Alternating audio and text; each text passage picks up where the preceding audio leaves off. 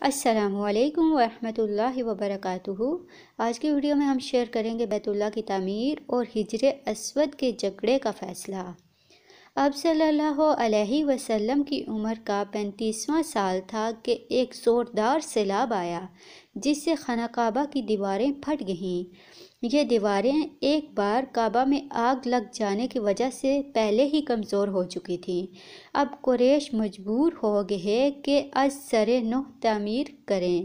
اس موقع پر انہوں نے فیصلہ کیا کہ اس تعمیر میں صرف حلال مال ہی خرچ کریں گے۔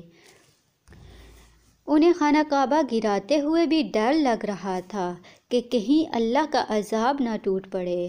بالآخر ولید بن مغیرہ نے یہ کہہ کر ڈھانا شروع کر دیا کہ اللہ مصلحین کو ہلاک نہیں کرتا۔ جب لوگوں نے دیکھا کہ اسے کچھ نہیں ہوا تو انہوں نے بھی ڈھانا شروع کر دیا اور حضرت ابراہیم علیہ السلام والی بنیاد تک گرا ڈالا۔ اس کے بعد تعمیر شروع کی۔ تعمیر کے لیے ہر قبیلے کا الگ الگ حصہ مقرر تھا۔ اشراف اپنے کندھوں پر پتھر لاتے اور ڈھیر لگاتے۔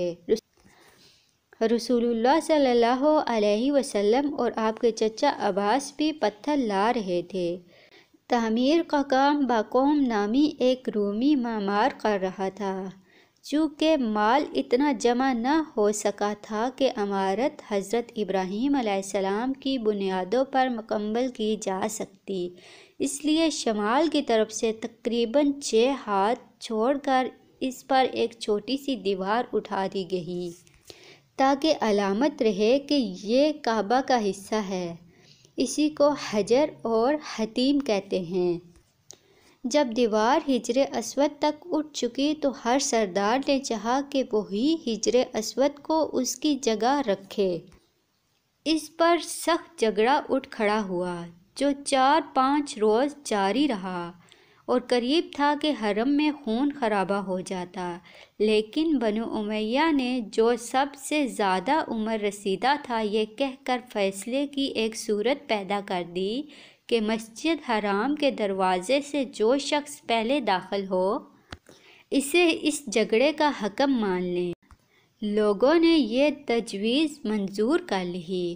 اللہ کی مشیت دیکھیں کہ اس کے بعد سب سے پہلے جو شخص داخل ہوا وہ آپ صلی اللہ علیہ وسلم تھے۔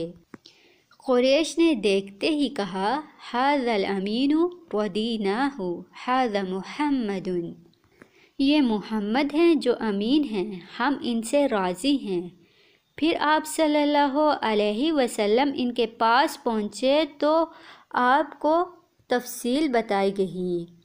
آپ صلی اللہ علیہ وسلم نے اس کا حل یہ نکالا کہ ایک چادر لی، اس میں حجر اسود رکھا اور سب سرداروں سے کہا کہ اس کا کنارہ پکڑ کر اوپر اٹھائیں۔ جب چادر حجر اسود کی جگہ تک پہنچ گئی تو آپ صلی اللہ علیہ وسلم نے اپنے مبارک ہاتھ سے حجر اسود کو اس کی جگہ پر رکھ دیا۔ یہ اتنا عمدہ فیصلہ تھا کہ اس پہ سب خوش ہو گئے۔ حجر اسود زمین سے 1.5 میٹر بلندی پہ ہے اور دروازہ تقریباً 2 میٹر اونچا ہے۔ قریش نے اسے اتنا اونچا اس لیے رکھا تاکہ ان کی اجازت کے بغیر کوئی شخص خانہ کعبہ میں داخل نہ ہو سکے۔ دیواریں 18 ہاتھ بلند ہیں جبکہ پہلے 9 ہاتھ تھیں۔ اندرون کعبہ 2 قطاروں میں 6 ستون کھڑے کیے گئے تھے اور 15 ہاتھ کی بلندی پر چھت بنائی گئی تھی، جبکہ پہلے نہ ستون تھے اور نہ چھت۔